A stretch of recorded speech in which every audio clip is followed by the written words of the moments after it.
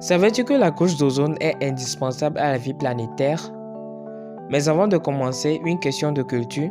Le Soleil projette combien de rayonnements solaires? Je vous laisse à vos claviers, mais toutefois la réponse à la fin de cette vidéo. L'ozone, qui est une molécule composée de 3 atomes d'oxygène, est un gaz naturellement présent dans l'atmosphère de la Terre.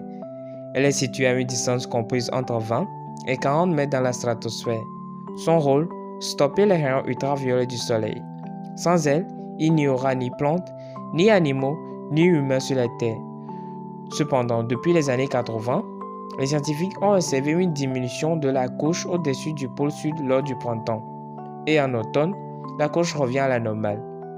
Une idée sur le phénomène? Il s'agit d'un trou. Mais alors comment il apparaît?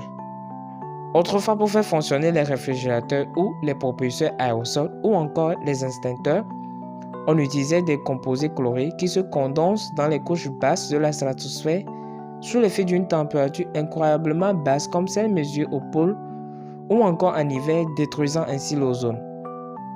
Malgré que les températures extrêmement basses et les activités humaines font partie de la destruction de l'ozone, il n'est pas sans savoir qu'il existe certaines bactéries dans le sol ou l'océan, produisant ainsi du protoxyde d'azote, gaz à effet de serre beaucoup plus puissant que le CO2.